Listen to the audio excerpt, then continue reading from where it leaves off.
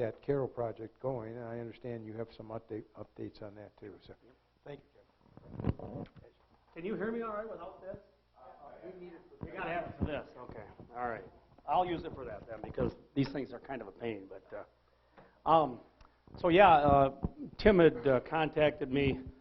That's coming through all right, isn't it? Yeah. Seems pretty loud from up here. And asked me to talk about a few issues in particular. One of them was Carroll Hospital, so that's what I thought I'd talk about first. So, and I guess you guys have already had some discussion here before about the fact that it was appropriated in 2017, $115 million to build a new facility in Carroll. Now the Carroll facility up there has been there for about 115 years. It's very similar to what we used to have in Lapeer in the old state home, or Oakdale Center, what it was called for those that weren't here back when it was a state home. Very similar type facility. There's 600 and some acres of property there. They used to house 700-800 people there back in the day, and over the years it has dwindled down and gotten smaller and smaller. So, but as early as 2 years ago, there was 150 people housed at that facility, so it was considered a 150-bed facility. And there was some discussion about what to do with it. The Department of Health and Human Services, DHHS, is responsible for that because it's a mental hospital, and that particular hospital houses a lot of the very, actually criminally insane people even are in that facility that you don't want living next door to you in a home with those type of people in it. So, but there were some problems because the facility is getting so old and not maintained well. MIOSHA came in, found some problems with it a couple of years ago, so they actually took some of the people out until they took care of those problems. And in the meantime, the legislature appropriated $115 million. They were going to go from a 150-bed facility to a 200-bed facility. The legislature approved it, put it through. It was all set up in 2017 and 2018. They got the plans drawn up for it. What had to come down last fall, it would have been last fall in 2018, they actually broke ground. They tore down the buildings for the facility, the buildings that were there that the new building was going to go on, got it all prepared, have a great big sign there. If you drive up there today, there's still a sign there that says 200-bed hospital to be built, $115 million appropriation from the state of Michigan. They spent about $3 million on preparing the property, getting the plans drafted, getting everything done up. Then we had an election. And excuse me if I make a mistake, because sometimes I call her Jennifer Whitmer or Gretchen Granholm, but a new governor came in, and she appointed a new director to the DHHS, who's a guy from New York, never been to Michigan, never operated here at all, but came in here, and he recommended to her that they halt that facility and not do anything with it until they did a study about whether the facility should be there or somewhere else in the state. So they contracted another $278,000 to do a study. And the study would be in by the end of June, and we would make up our mind whether a facility would be built there or not. So it was put on hold. Now, the governor can't take that $150 million and spend it anywhere else. That has to go through the legislature. So she can't do that with the money. It's appropriated in there for the Carroll Center, so it has to go there. They did the study. It was supposed to be done the end of June. We tried to instill in them to make it a little earlier than that so that the people up there aren't waiting to figure out what's going to happen. The end of June came. They weren't ready yet, so then they extended it out till the 11th of July. The 11th of July came. They extended it out to the 19th of July. 19th of July came, and they extended it out to the 26th or 27th. They finally got the report. And I didn't bring it with me tonight, but it's a 51-page report that doesn't say a whole lot. And when you get to the end, it actually, 3 of the 4 proposals are to mention keeping it in Carroll. So it really doesn't tell them a whole lot. But so then the DHHS comes out because of this report and says that what we want to do is we want to maintain the facility in Carroll. And everybody was, yeah, we're going to get a new facility, or we're going to keep the facility in Carroll. Well, come to find out, it was just to rejuvenate what's there. So repair what's there, which has already been determined, and we have documentation. The DHHS has already said that those buildings are not repairable. It doesn't meet the criteria that they need for a hospital today. But they're going to fix the buildings up and keep the facility there. is what they've said, at an 85-bed capacity, which is what's currently there, which if you remember I mentioned it was taken down because of the myosha problems, and it was on its way to be building back up to the 150 beds filled up again, and now they're going to keep it at 180 or 85-bed facility with the current facility and just repair it and rejuvenate it.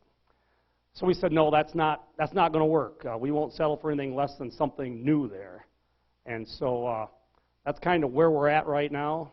We had a meeting last week with the governor's office. The liaisons to the Senate and the House were there, with DHHS there. We had some very straightforward questions we asked them, but what we did learn at that meeting is that this is not the governor's proposal, this is DHHS's proposal. The governor will make a decision around Labor Day. So my guess would be probably Labor Day will come, and then it's going to be, you know, the middle of September, and then whenever we get a budget done, that's probably where we're going to know what's going to happen. Because she's trying to use this, I'm sure, as a bargaining chip in her budget. Because it's kind of the same way, and we talked a little bit about, you talked a little bit about the issue with the insurance reform, the auto insurance reform, that, you know, make no bones about it, the governor came on board at the end, but the governor came on board to our plan. So she got a couple little things in that, but she knew we had to do that, and she came on board. So we're just working really hard to keep her, when it comes to the budget and what's going on, to keep her feet to the fire. She's, is there any particular questions about the Carroll Center? I was just kind of revert into the budget, but yeah. They are moving, they're constantly moving patients in these facilities. They're in and out on a regular basis, so yeah, they're moving them all the time, in and out, except for the ones that are really criminally insane stay at one facility. But they're moving other ones all the time. So they were reverting, and they're bringing more patients back in as we speak now. But one of the issues I didn't mention is the fact that we have a mental health, I mean, it's obvious we have a mental health issue in this country and in this state. And there's already a 200-bed shortage in the state. And so we had a chance to gain more beds and a new facility to maintain this, and now it's been put on hold. This building was tentatively set to be finished and opened in June, or in the spring of 2021.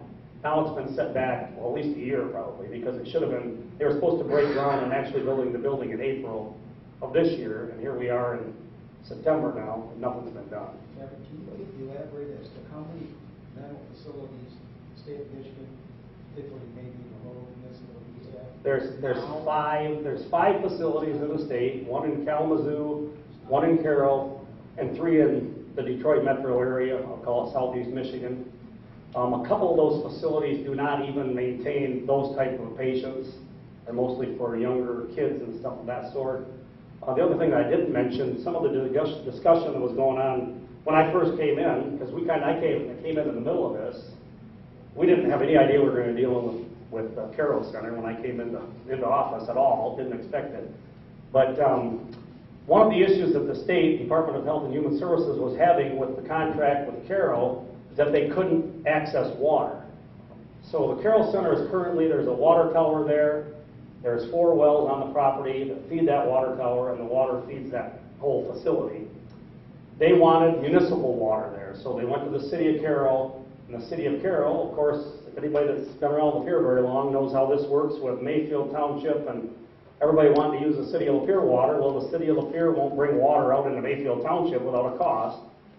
So Carroll wasn't going to spend their city residents' money to send the water out 3 miles out to Carroll Center. So the county got involved because they wanted that facility to stay there. County did a study, spent $20,000, $30,000 to have somebody come in and study the wells and the water tower. The system is in very good working condition. They said they would take over the facility and provide the water to the Carroll Center and provide the water, you know, that way they could use it for surrounding development. Well, people in the DHHS, the response was, well, we don't want water tower water. We want municipal city water. Well, guess where the water from the Carroll City comes from? Right. The same aquifer out of wells goes up and fills up the water tower, the same thing that happens there. So it's not like we aren't getting Detroit water up there. You're using the exact same water. But that's the type of people we were dealing with. So that was one of their main, because if they can find a change in the scope of the project, so if they got in there and they found some contamination or they couldn't access water, that's an excuse for them to change the thing and get it thrown out and start over again.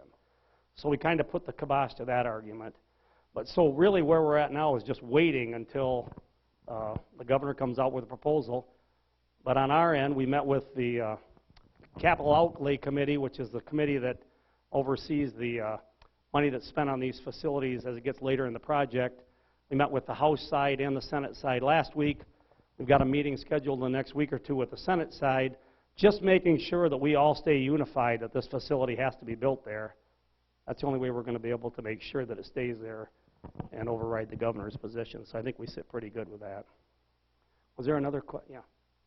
Trying to follow up with that, I don't understand how, if the money's been appropriated, the budget appropriating has been signed into law, how can the governor come in and say, oh, we're not doing that? She can stop the project. She can't take the money and use it for anything else without going back to the legislature, but she has the ability to stop the project.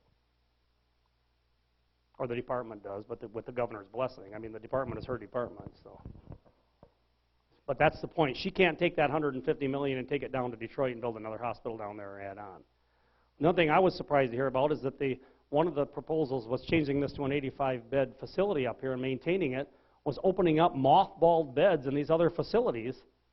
Well, if we've got mothballed beds and we got 200 people waiting to get out of hospitals and out of prison or out of jails to get into facilities, why we got mothballed beds anywhere?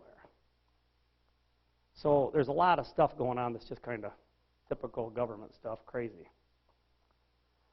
But so to revert now on to the budget issue, you know, of course, Governor Whitmer had come out with her budget 168 days ago. I can tell you because I heard her speak in Munger yesterday, and it was 167 days because she made it very clear that she gave us her budget 167 days ago yesterday, and we've had session 32 days since then, and we still don't have a budget. So she's trying to blame it on the legislature for not having a budget. But, you know, so we had another session day today, so we had 33 days now, so it's 168 to 33. But the fact is that we provide budgets, she provides a budget, and then we sit down and we negotiate. And all summer long there's been negotiations going on, trying to go on. The House and the Senate are basically on the same page and very close to having an agreement. She wants one thing, and that's more revenue. And she's not having very good luck finding that. Nobody, I can tell you there's not even a Democrat that would introduce 45-cent gas tax increase. And, I mean, I've had a Democrat tell me that. I'm not introducing, and I asked a lady that at a panel I was on up at the northern part of the state here a couple weeks ago. There was a Democrat there, and I said, why don't you introduce the 45-cent gas tax increase if you want it? But they won't introduce it because they know the people don't want it out there. There's I can tell you in the Senate, there's very little interest in raising any taxes. If anything, it would be a very, very small amount, and it would be in the future, and it would be earmarked for roads. And that's a long ways from happening, I can tell you that still to this day. We had a meeting today. If you've been listening to the radio today, you've been hearing that the leader in the Senate is saying 20 cents a gallon, and he's ready to go for that. He said, I have never told a soul that.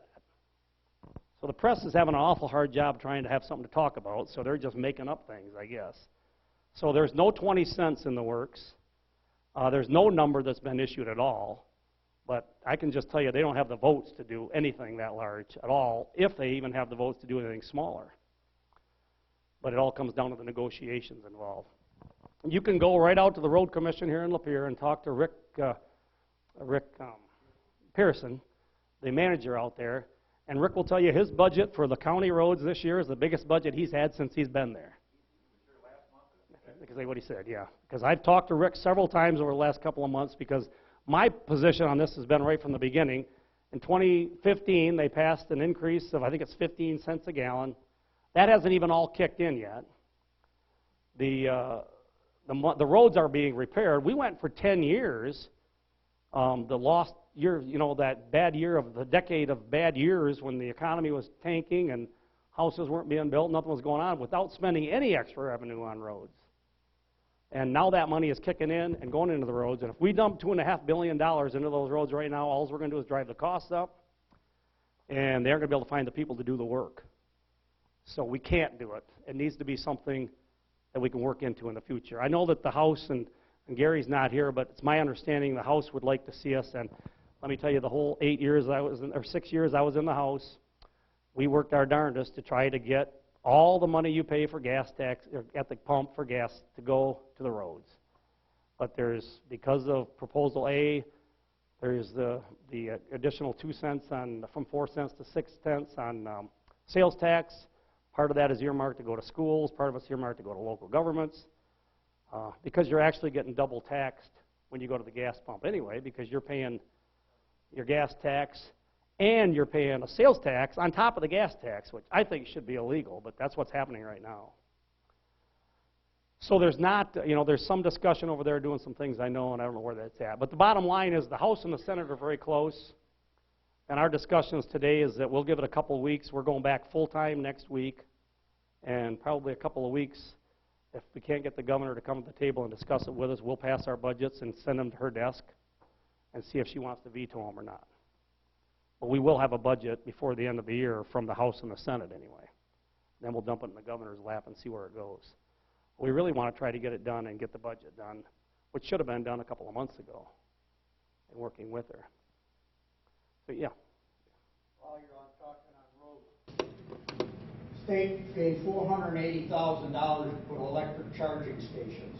I don't see the state paying anything for me to pull up to a gas pump and get gas. Secondly, they don't pay any road tax. A 2,000-pound electric car puts as much wear and tear on the road as my 2,000-pound Equinox. Why should they not pay road tax, and why should we be paying for the charging stations? The government's already giving them subsidies to buy the car in the first place, which steals my money, which I don't have an electric car, so it doesn't benefit me one little tiny bit. But they're going to spend, the state will spend $480,000. Admittedly, that would pay for a half mile of paving a road somewhere. Well, where do you get that number from? I don't. Where are they getting the money from? You know. It was a state. I think can't remember. It was Michigan or something. It was $480,000 the state provided for putting up charging stations around the state. Well, the electric cars do pay, part of the 2015 gas tax increase, and that whole thing was they pay a lot larger sum in registration fee for those electric cars. But it still isn't enough. Near equal what we pay it doesn't generate enough, that's for sure, going forward. That's right. And the other thing that I didn't mention that the 2015 tax thing does is that it puts a CPI on that gas too, that gas tax. So that gas tax is going to go up starting in 2022. The consumer price index, which this year would have been 2%. So you'll be paying that automatically. So there's going to be more revenue coming in from that. But the electric vehicles is you know, that's a very good example of those people are driving on these roads and they're wearing the roads down too. They need to pay their share. So I don't think there's probably too many people in this room. The fairest way, if you really wanted to fund roads for the use, is to pay on a per mile driven basis. But how many of you in here want to have a computer hooked up to your car that tells the government where you're at every minute? I don't see too many hands up. You do, eh? The problem is that if you carry one of these with you, they know where you are anyway. The problem is they know more about you. I'm amazed that I can climb in this thing in Lansing and it says 87 miles to home. And how the hell does it know where home is for me? Because I've been driving it every day. It's unbelievable how these things know all that stuff. It's kind of scary, really. Very scary. Big brother all the way through. But you're right. The electric vehicles is a huge issue as well. Subsidizing them at every level. Subsidizing the manufacturers, subsidizing them buying them, subsidizing putting up charging stations for them. You know what? If there's such a great deal, put the charging station in. You know, let some business pay to put it in and charge them so much to charge it. Every charging station I've ever seen a car parked at one. I mean, that's what I've seen of them. But there are a few of of those bolts and stuff around. You see them on the road every now and then, so, yeah. Another question for you. You see it on TV all the time. New York is obscene with the way the police have been being treated. Is there any point on you making, when I refer to you as the congressman, making it a felony of any kind of assault on a police It already is in Michigan. Huh? It already is in Michigan. So if you dump water on a cop, you're going to get Well, if they felony? enforce it. That's the problem in New York, is they don't enforce it. But there's been legislation introduced, I understand, to make it a felony. I called the sheriff as soon as I saw that on TV. I was disgusted, just like probably everybody in this room was. I called the sheriff. I said, can they get away with that in Michigan? He said, not in a million years. He said it's a felony. But, of course, you guys know Scott McKenna served in Mount Morris in Genesee County. He said, let me tell you, Kevin, it's enforcement that makes a difference, because watching what happens in the city of Flint would be more like what happens in New York. New York got a problem with their mayor that has given the police a hard time. It's not the police want to enforce, but you know what? The mayor there does not want to allow. He's telling the police, you will not. Well, and my understanding was those were young police officers that were worried about losing their job. I was pretty impressed that a guy could walk away from somebody dumping water over their back. Let the whole police And not, department, oh, let the whole police department walk out. That's what I would say. Well, from what I've been assured that we've got the laws to cover that in Michigan. The problem is we need to enforce those laws, which is, part of the issue we got. We don't enforce laws. I mean, let's face it, as far down as the I get so disgusted driving back and forth Lansing every day. If we're going to have a speed limit law that's 75 mile an hour, and let's enforce it at 75 mile an hour. If we're going to let everybody go 80 mile an hour, let's change the law and say 80 mile an hour, because we're becoming a country that doesn't enforce laws. And who likes that? The people that want the things to go to hell is what it boils down to. Anarchy. Anarchy, yeah. And they were just talking about another law that wasn't being enforced. Oh, they were just talking tonight on my way back from Lansing on WJR, and they were talking about dogs attacking people in the city of Detroit, and they don't do anything about it. Dogs knock people down, they bite them, they don't do anything about it. There's another law that's not being enforced. They had a guy call in that said he was a retired police officer in Detroit, and he was hired and he was given the authority by the court somehow. This is just a guy talking on the radio that I heard. And he was given the authority to shoot any animal like that in the city of Detroit that he saw. And he said, I shot over 500 animals over a 20-year period. He says, I retired, and they never filled that position because somebody would have to go get another court order to do it. And so now they're starting to have a problem with these wild animals. I mean, and it's all the way the animals raised. That's where the problem comes in. But you're not enforcing laws, and so it creates anarchy, and where do we go from there? We're going to have them, let's enforce them. Yeah. Title 18, Section 4, misprision of felon. If the police officer, judge, public official do not prosecute a felon, that's a mandatory 3 years in jail plus a big fine. Then you go to the prosecutor. I already run into this. We've been to Supreme Court twice on a quo ronto. They made, back in the old days, they made this old law that you become the prosecutor. So you charge the prosecutor or the police officer, then you take the person to the Supreme Court if you want to.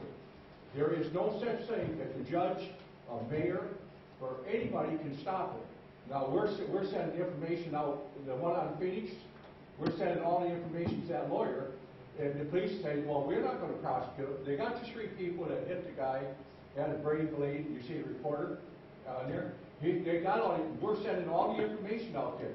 All they have to do is take them to court. They become the prosecutor. The hell with the judge and everybody else. You're the prosecutor, and you go directly into court, and you got the same powers the prosecutor's got. They can't stop you. So anybody that wants to do that, just get a hold of Jack, and he'll explain to you exactly how to do it. No, but that's what you have. That's what they put them laws in effect. So the police and the prosecutor took care of the good old boy system, and the laws are both in effect today. We used them. I used the Title 18 about 2 years ago. The prosecutor wasn't going to prosecute, and he prosecuted the guy. I beat the prosecutor up in court so bad he didn't like me. But he prosecuted. Well, and so another thing that Tim asked me to talk about was the recent governor's support of illegal immigrants allowing to get driver's licenses, which I thought it was really interesting that Mike Shirkey, who's the leader in the Senate's response to that was, well, he was very happy to support Senator Gretchen Whitmer's vote to not allow illegals to have driver's licenses back in, when was it, like I wrote the date down here somewhere. Back in 2008, when she was in the state Senate, they had a vote, and it was a unanimous vote in the state Senate not to allow illegal immigrants. And she's changed now as the governor to say we should allow illegal immigrants to have it. I can tell you what, that isn't going to happen under this legislature. Thank God we've got the House and the Senate, because that won't happen. I can guarantee that won't happen. On that line, what about the Attorney General? We've got an Attorney General that's, you know... I can't say publicly. We find our state on totally opposite sides of where we work. Is there any possibility that something like that could get in and, through the courts, mandate that? In this world today, everything's possible, I think, Bill. I don't know. I just know that they can't do it. They won't get it through the legislature, because we aren't going to let that happen. And I guarantee you, if she tries to have that happen, I'm sure we'll do something to try to stop it. So I don't think there's any doubt. I don't know anybody on the Republican side of the aisle that wants this thing in either House or Senate. I mean, there's another breaking the law. Illegal immigrants. You know, if you came here illegally, one of the lady, Senator Chang, who introduced this previously in the Senate, she was a state rep though, she introduced in the House last term, and she was having some meetings today, and apparently there was some newspaper articles that came out that she made a quote that Michigan Farm Bureau supports allowing that to happen. That's not true. I called Farm Bureau this afternoon, and they said no. What Farm Bureau's issue is that they want to be able to get the help they need, legal workers that are, what do they call the guest workers or whatever. They used to call them migrant workers that migrate up here in the summertime, help pick the crops. They want to be able to do that, and those people sometimes need to be able to drive. Well, they need to be able to be coming here legally to do that, like they always did, and go back home again. And that's been in the works for several years, trying to figure that out. But every time they try to do that, they run into a situation where the farmers are not allowed to ask the questions necessary to find out whether they're legal or illegal, because if they do, then they'll arrest them.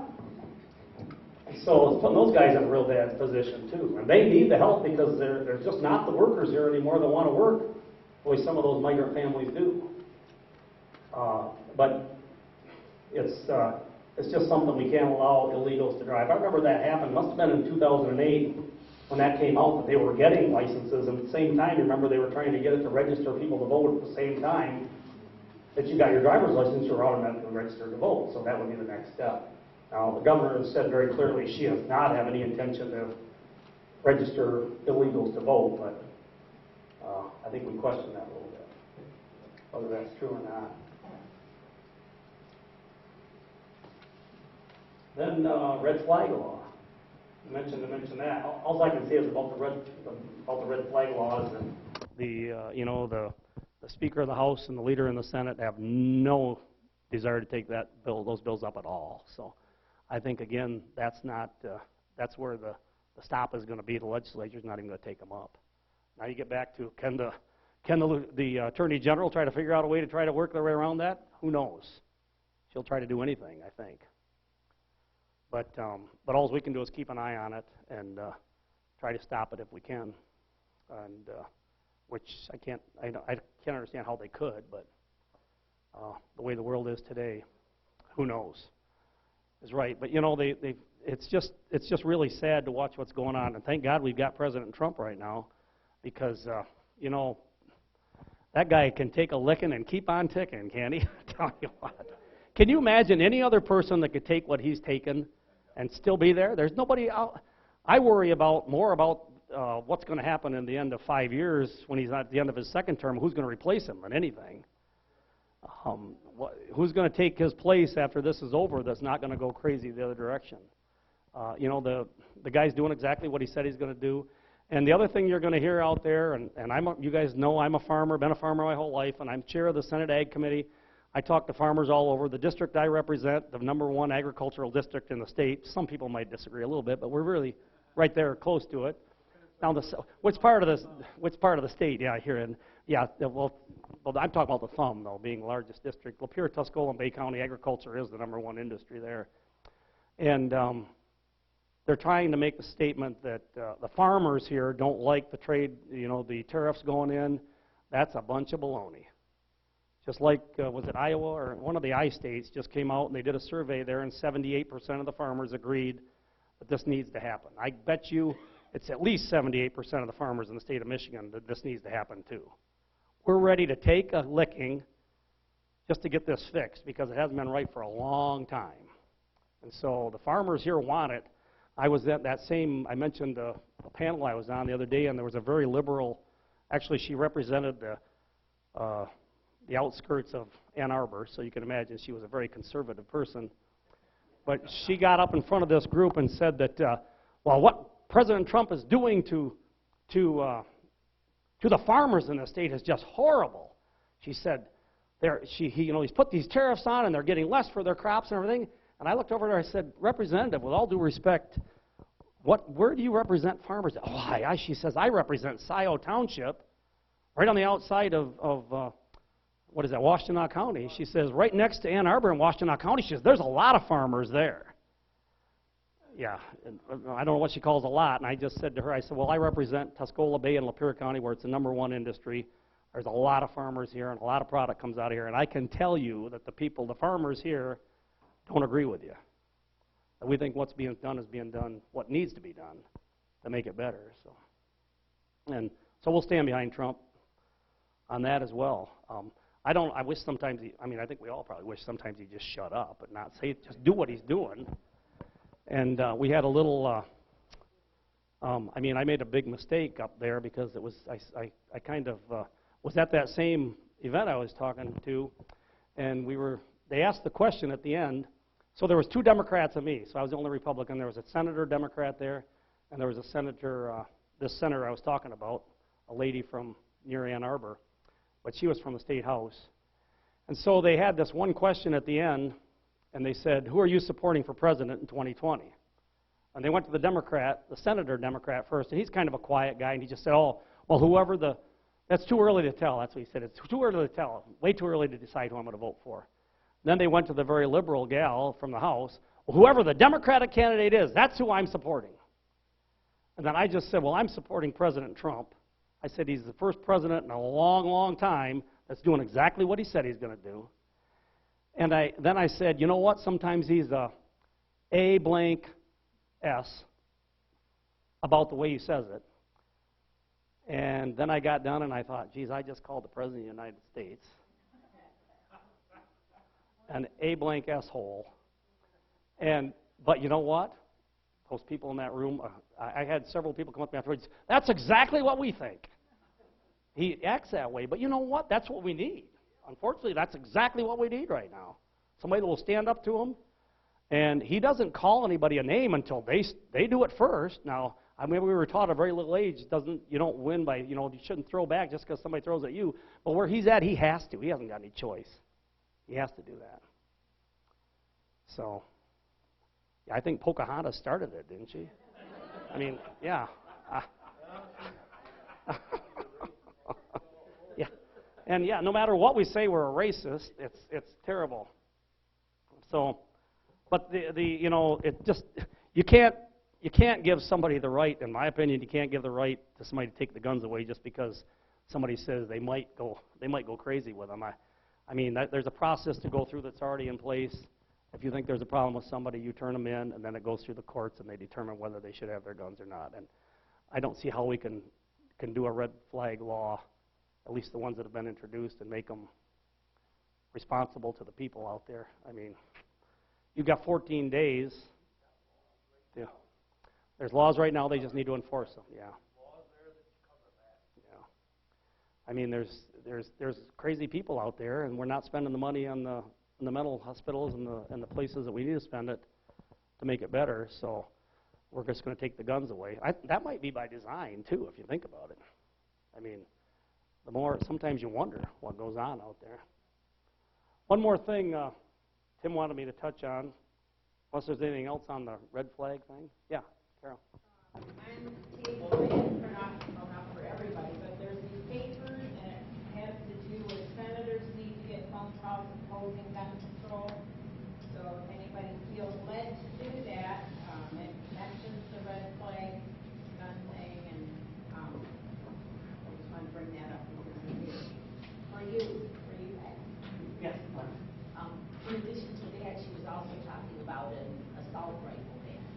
there anybody pushing for that? No, not. I mean, I'm telling you, we got to be really careful because, and when it comes to this tax increase, I personally think there's nothing the governor would like to do more than to force a vote and force that House of Representatives at state level to vote for a tax increase so that she can cause disarray amongst the Republicans in this election next year, because there's one goal that she's got, and that is to get control of the House. If she can get the control of the House of Representatives next to her last, starting next year, end of next year, she's got a lot better chance to get some of her liberal stuff in place. So I'm just really dead set on the fact that I don't know how we can possibly pass any tax increase with the governor we've got there now, because she'll use it against us, even if it's very small. You mentioned you're the chair of the agriculture. We had a sort of a bad spring, a lot of wet, everybody was about 60 days behind. There was emergency funding to help them out. What's the state of our agriculture in the state of Michigan now? We just had a hearing on a week ago today, as a matter of fact, in Lansing, joint House and Senate Ag Committee meeting. We invited USDA in there, Department of Agriculture. We had several different entities represented to just try to bring attention to what's going on in the state. I mean, if any of you travel across the state, just travel across the thumb and you'll turn a corner and there's no crops growing. You turn the next corner, there's corn that's knee-high or whatever, and it's way past the 4th of July. And then the next corner and you'll see corn that looks pretty good. So we've got a little bit of everything. They had reports there that they said 870,000 acres had not been planted out of 4 million in the state of Michigan. 17% didn't even get planted. Now, they didn't take into consideration how much of it got planted that's never going to create a crop. It's yet to be seen. What we were trying to make, one of the points we were trying to make is that anybody that's in here that's ever done any farming knows that when you get the crops in late, what you need is more at the end of the year. So if we get an early frost this year, this state is really screwed, because there won't be any value to the crop that we take off. And that's what we're hoping and praying for now, is that we get a late fall, so that the crops can mature, we can get the crops off to feed the animals. But it's not just Michigan, it's all across the country. The I-states, Indiana, Illinois, Iowa, have all got a problem. Indiana, I guess, is in worse shape than we are. I didn't see the numbers down there as far as getting the crops in late. Now, that 870,000 acres is only people that are involved in government programs, so there's still a lot of farmers out there that don't participate in government programs that aren't accounted for how much they didn't plant this year, too. So there is a lot of acres that aren't planted. What we did was we reinstated, there was a program that had been hanging around for a lot of years. Back when I was there in 2012, there was a disaster over on the west side of the state with the apple growers. Had a late frost, and it frosted off all their buds for apples, so they were going to have no crop at all. So we reinstigated this program, which is a low-interest loan, where the state of Michigan picks up the cost for the lenders, which is a percentage of a percent or something. We picked up that cost, and then the farmers are allowed to borrow 1% interest from those facilities. So the banks that they're already using, the Greenstone Farm Credit Services, the banks that lend to farmers, would loan out the money at 1%. There's no cost involved for them because the state picks that up. And that worked really well then. 2 years ago, they did it again for the cherry industry. And when they did it, they decided to put it into law, so all we had to do was put it in place instead of having to go through this process. Well, who would have ever dreamed we'd have an issue like this that affected row crops, which is, we're talking how much money we need. Who knows yet? We don't even know how much we might need to help this program out. But we initiated $15 million before we recessed for the summer, thinking at least the guys would have something that really knew they had a loss already, that they could have some backup from us. Now the big loaning, and basically Greenstone Farm Credit is the largest agricultural loan company in the state. And they've come to us, and there's a real problem with that, because they think $15 million isn't going to be a drop in the bucket for what they really need. So we're having a meeting with them on Friday to try to figure out what do we got to do to fix this thing, too. Territory. Just down the street from me, I'm noticing just crop, just a hay, one cutting. Second cutting didn't grow very well, because then we got into, people don't understand that we need rain. We needed this, that wasn't $1 million rain this morning, but that was a $500,000 rain for a lot of people, because I got almost a quarter, or almost a half, about 4/10 of an inch in my house, which was huge for the beans right now that are making their pods and filling out, the corn filling out. The rain is needed so bad right now. So many people say, well, how could you possibly need rain with all that rain we had this spring? But that's all in the lakes and everything now. It's not helping us any on the ground. So that was a very valuable rain we had here this morning, and they were spotty though. They were all over the place. When I was coming back from Lansing just tonight, I ran through a really heavy storm again. It came down pretty hard rain for a little bit. So it's a long ways from being over, that's for sure. Yeah. There's a lot of guys, as I'm sure you know, that shifted from soys over to edible beans and early maturing edible beans, which is a whole different market. But they are susceptible to the cold weather. That's always been a problem. There's some pretty good varieties out there right now that allow guys to plant earlier, but not soys. No. But a lot of the problem this year was nothing got planted early. Yeah. At all. I mean, even the corn was late. We were fortunate on our farm. I got the corn all in, and so, I think it was the last week of May and the very first few days of June, which is decent. But there's a lot of people still planting corn. Dairy farmers were planting corn on the 15th of July, just hoping to get some forage out of it for silage or something, yeah. So it's been, and the 15th of July corn is not going to mature, that's for sure. They're going to chop it what they can get out of it in the fall before it freezes, hopefully, or after it freezes, and get it off quickly. Yeah, Bill? I know in your experience in the House, you were there when they had several stuff, when it went right down to the wire, even past the wire. With your, and again, you're just where you're at, you're just kind of just a view of everything, but do you see this going down to the wire, possibly passing the wire as far as the deadline for the budget? And the reason I ask is I know your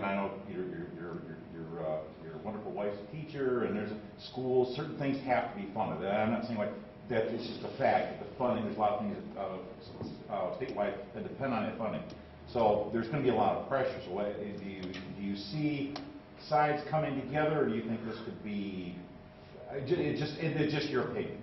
Yeah, I think it's too early to tell. This is going to be the month that will tell, obviously.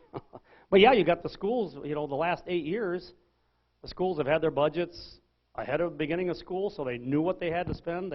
Now they can't plan again. We're back to the Granholm era, basically. And I'm not pointing fingers at anybody, but both sides are, we just aren't getting along about what we're going to spend the money on. But so that's why we don't want to send a budget to her have her to dump in front of her that she hasn't been involved in, but she's the one that's got to come to the table now to do that. She's refusing to do it, is where we're at. Now, I was at a meeting with the governor yesterday. She came to Munger, if you know where Munger is, up in the southern edge of Bay County up there, potato country up there. Munger has a potato festival every year, but she came up there. She's kind of doing a tour around the farm communities. And she probably had 40, 50 all ag people under the tent there, and we were listening to her, and she spent that, the same thing I told you guys earlier tonight. It's been 167 days since she gave us her budget, and we've done nothing with it. We've only been in session 32, and she's dumped that in our laps. And then she goes on to show us all the pictures of all the roads and fix the roads, because that's what she ran on, fix the damn roads. I'm telling you what, I don't know who you talk to on the road issues, but most of the people that I talk to, especially down in the more populated areas, is, my God, don't try to fix any more roads this year. We can't get where we want to go now.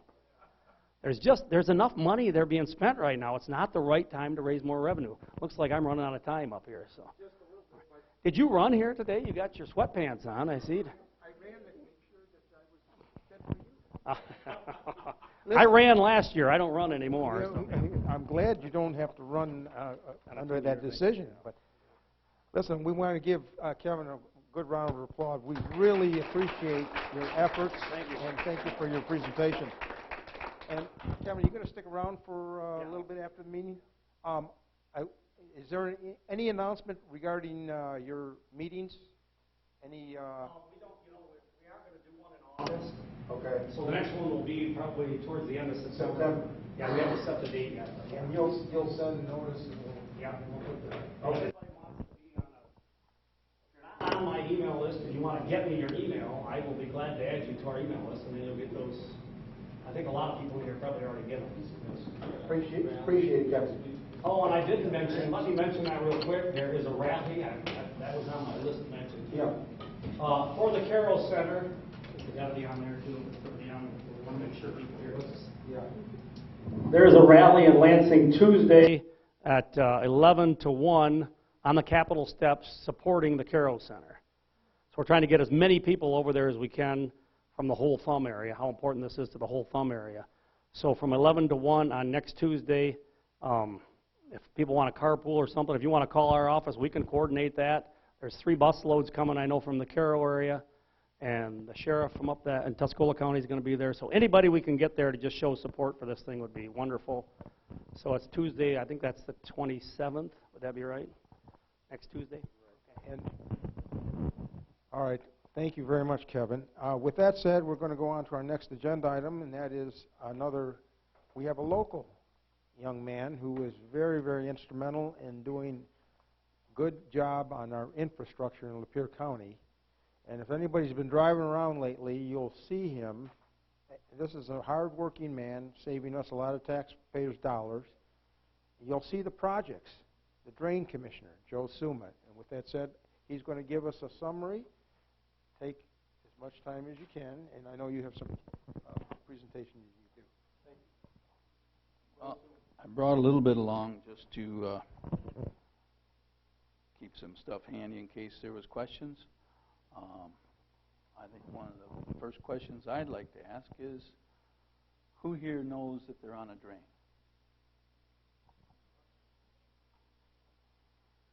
So most of you don't even know whether you're on a drain or not. Do you know if you're on a drain? How might we find out? Well, you could call the office and ask. We're letting a lot of people know because we're redistricting most of the drains. The new technology lets us get from the 3 or 4 foot difference to 3 or 4 inches. So we're able to redesign the outside edge of the drain and get the people that weren't paying, that are in the drain, to participate in paying for that drain. And those that were paying for the drain but shouldn't have been are being taken out. So some of you might have received letters recently. We're having a batch on the South Branch of Mill Creek and all the drains that are in the South Branch of Mill Creek. We recently did Bell River and all the drains that were in the Bell River drain. We did Squaw Creek up in Rich Township and all the drains that were in Squaw Creek. We did the Black River, which is in Sanilac County, and we have 5 drains that drain into that up in the Burnside Township. So all of our major inter-county drains have been doing the redistricting, and we've tried to do all of the drains in that district so that they're all updated to a more accurate situation. Some of them like to say that we've now got it perfect. No, it's just more accurate. Have the road commission throw a culvert in, have a farmer change a ditch, and you've changed what the district is. So I was told to say something about problems you might have. If you've got a major drainage problem, it's unlikely that I can do it under maintenance of working on a drain. You're going to end up having to petition, and most petitions, from the time the petition is accepted by a board of determination, which I need to set 3 people on a board, and they determine from you coming and talking about it whether it's a problem and needs to be looked at or it's not a problem and it's canceled. If it's a go-ahead, then it's given back to me in the office to figure out what that drain needs. From there, you're roughly 1.5 to 2 years before we would break ground, sometimes longer. So a major problem might take, we might be able to do some temporary things, but to accomplish fixing it could be 1.5 to 2 years down the road. We have about presently 261 drains in Lapeer County, about 540 miles of drain. 500 is open ditch, roughly, and roughly 40 acres of tile drain, which runs through different areas. A lot of that is 100 to 140 years old. So when they start failing, you've got money. We've got the Taylor drain up in Burlington Township. I believe it's a little over a mile, roughly $500,000. Not a lot of property owners on that drain. Each property owner is paying a big chunk to get that accomplished. We've got a new petition in Elmont. It's going to be a lot of Elmont Village people. The new construction of all the subs down there has made the drain inadequate for what it is. We're looking at tile work as well as water retention in a subsurface storage and creating the end of the drain from a 10-year storm event to a 100-year storm event because it dumps into the river to the east of it. In order to protect the system and get the water out of there, we're looking at the 100-year storm for the lower end of the drain. A lot of that going on all over. We've got roughly 20 different drains that we're working on presently. We've got a few that are wrapping up and a few that are just starting. So if anybody's got any other questions particular, I'd be welcome to try to answer them. The drain for Plum Creek going to cost? No idea yet. The engineering is just looking at it, and until we package it and break down what we would do or not do, we won't have any numbers. Again, it's about 1.5 to 2 years before something would actually be ready for that drain.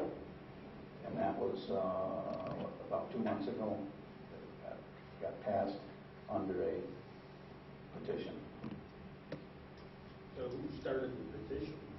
A gentleman asked for a branch just south of Burnside Road on Jefferson. He's been flooded worse and worse since 2011. He brought his whole package and showed what he had. And then we had approximately, I think there was 75 people at the meeting, and we had a variety of the problems. This is for Plum Creek. Yep. All at the Oh, Plum Creek, sorry. Oh, no. Wrong drain, I'm sorry. That was Bottom Creek out of North Branch. Plum Creek was maintenance, and we're looking at, for Plum Creek, trying to de-tree the path for all the dead trees falling in the drain, open it up. Told by the contractor that they don't take anything bigger than 20 inches. It's not the 20-inch trees that cause a problem when they fall over. So how do you deal with, when we have a huge tree come down?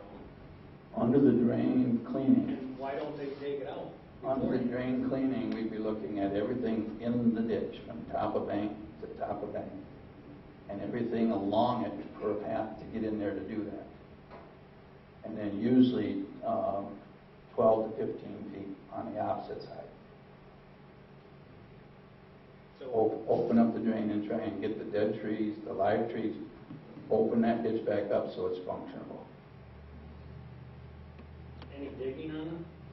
If there's been damage from the trees, the digging could be to just adjust that. To straighten it back out? Yep. If it's not in our budget ability, it would have to be planned in the next package. We're allowed $5,000 per mile on each drain. $5,000 per mile or a piece of mile as maintenance. If it exceeds that, we could do a 2-year contract, and they would work like December and January, February, or early spring, straighten up what's not done.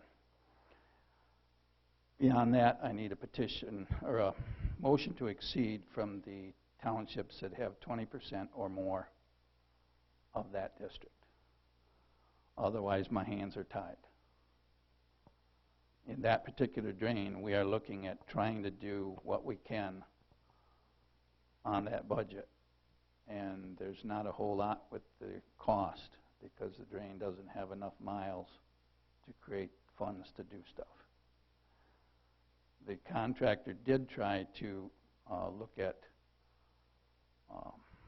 having another firm with him come in and take the trees that were the main trees that were going to be cleared and chip them out to a, I believe, Hypenex. A couple of the property owners that have most of the ground to work on refuse. They want the trees. So we'll be cutting the log and leaving it there outside of the road right away.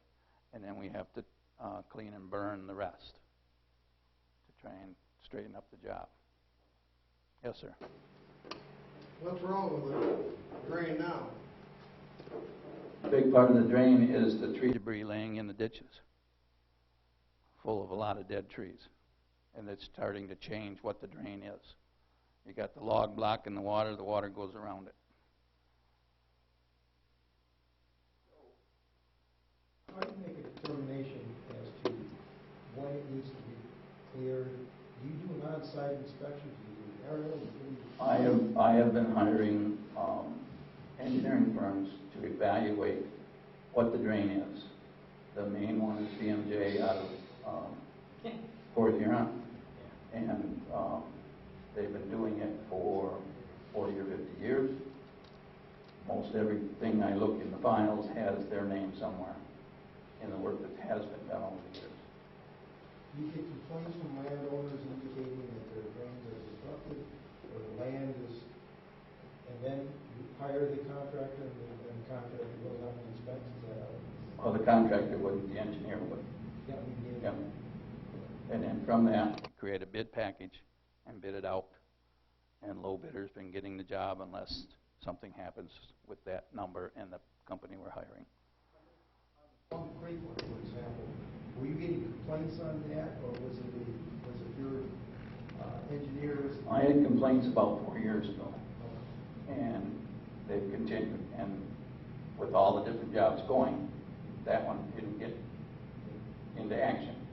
So we finally got a package, put it out to bid. Low bidder is too much. So we're backing up the package with the low bidder at what can we get done in the dollars we're restrained to. Is that why the contractor that I spoke to said he's only gonna take trees up to 20 inches and less?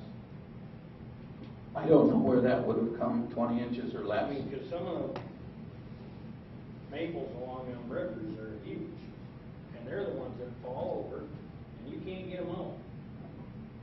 And that's my worry. There's a 3 or 4 footer or bigger willow hanging in the ditch now. And the one property owner was wanting to keep that. Well, it'll just grow back. You had a crew that would come and clean out these trees that fell in the river when we called, and we have no crew now. Yeah. So now we gotta wait for you to drag your feet to get anything done. Well, I have not tried to drag my feet. I've had several jobs going. The work crew in-house. One other thing is we had your so-called experts come out. They wouldn't even go for a walk with us down the river, even look at anything. So where do we go when you guys just show up to do whatever you want?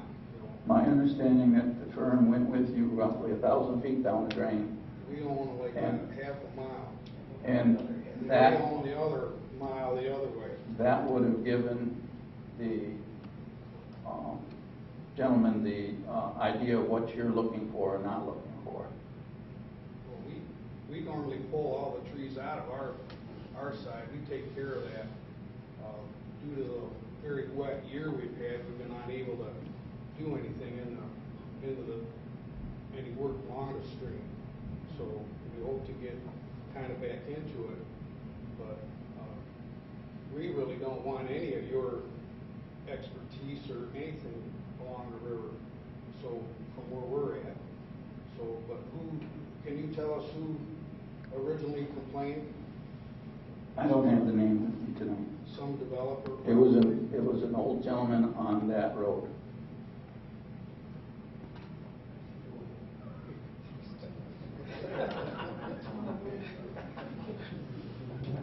Why don't you guys just come out and clean the drain? You ain't gotta cut all the doggone trees, just clean up the drain. Well, to clean out a drain, you need a path for that machine to do it. They made one a couple of years ago. Well, you guys ain't done nothing out there. Our elected, let's stay the heck out of it. Well, it's a drain that needs to be maintained, and it's one of them that I've been trying to get at, and we're gonna work at trying to get at it. Well, you used to have a crew that you could call, and they would come up and take a tree out the drain. Now you don't have anybody, and these goofballs that you sent out there, they don't even know what they're doing. They don't even know what kind of trees are working with. Them trees been standing there for 100 years, and nobody's touched them. They ain't doing nothing, they ain't hurting nobody, and you wanna come in and cut them all down. Now just stay out, and leave us alone. I'll take care of it Any more myself. water down that stream, because it's gonna back up at the culverts, on the roads, and I don't know what what your game plan is. You're gonna put more culverts in? Under maintenance, we cannot put the culverts in. Under a petition, you can redo the culverts. And that's what causes delays with trying to situate the whole situation. My concern is, I don't mind the trees too much, but opening up the canopy on a river that we've watched over our lifetimes go from a mud slick, because so much stuff and pollution was going down, coming back to where we got a good quality stream again with big clams, crawfish, fishing. Is there any concern on your part and your department when you do that? Because it's going to change the ecology of that river. Yes, it is, but that is right where you're at is right near the end of this drain, which drains several other drains to the east. Those drain systems need to drain through. And my engineering is telling me that we need to address your issues. Are you folks allowed to do any digging to what I'm hearing from you is to get more water down the river? It's not necessarily cutting trees, but trying to... We can bring the drain back to what it was under maintenance. You can lay the banks back a little bit more because most of the old drains were 1 on 2. And you can lay it to 1 on 3. How do you know what it was? Most drains have some type of record in the office. I mean, you maybe have a good imagination or something. Most They drains never have a think record it of was. most drains have a record of what they were when they were Leave put the in. trees alone and clean out the creek. Well, you can't clean out the creek without getting in there too. There's lots of room, you can get in that creek and clean it out without cutting every tree down that you see. Well, when we get around to going into your areas, we will get with you and work with you on what you're wanting to try to have. You ain't got the equipment to do that job. Sounds like we can. Well, other than that, that's a very particular. Is there You any had other a question? questions regarding? I was wondering if you could give us some insight on what's going on with the Sedimentation Control Act. Sedimentation Control Act? And, there's normally a director and it's a county position. The county takes care of everything except our drains. I'm an APA and able to I do think it. you work with where it's functioning the way it's intended, you would work with the sedimentation control person to make sure there's no grievous, loss of soil in the trout streams. We have a whole book agreed to from Eagle and us, the Drain Association. That book is what our office has to live by for the maintenance protection for soil and sediment. But right now, we don't have a sedimentation control person, do we? The county has people, I don't think it's more than one. You don't even know who it is? No, I don't. The past manager resigned about retired a year ago. I did talk with the gentleman that's taken over, but I don't remember his name. But for the work we have, our contractors are given it in their drawings what they need to try and set up to control sediment and how to finish the job for controlled sediment. Get your seeding back in, mulching where necessary, and you've got stone blockage for washing sediment downstream. You usually set something up downstream of what we're working on so that you catch the stuff. And each contractor is, in their contract, able to do that. And if they don't, there's penalties for it. One last question, one for Joe. What kind of authority do you have to be able to come in there on somebody else's property and cut all the trees down and make a mess and leave it for somebody else to clean up?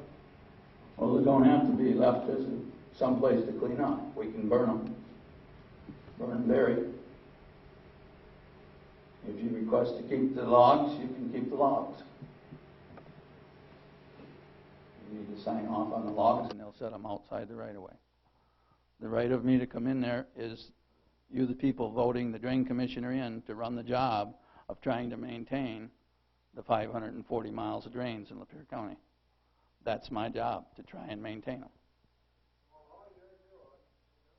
You're gonna cut them trees down, you're gonna leave a big tunnel for the wind to come in and knock down a bunch of other trees. Now, are you gonna come and clean them up? If they're in our drain, we would be back for them. Man, you ain't got anybody to do it anymore. We've got multiple crews out there working right now. Well, them two clowns you sent out, they couldn't even find a drain. Well, we didn't know the trees either. Well, before we come out on your property, we will meet with you on site with that contractor and work out your issues. When you gonna start? That depends on the contractor's availability. Okay. Presently on 3 other jobs that he's doing for us. Thank you. Thank you. Joe, thank you very much. All right. Joe, will you stick around a few minutes after the meeting? Joe is available after the meeting, so if you have some specific things. Plus, he's available in his office on the 3rd floor. Is it the 3rd floor of the courthouse? And he's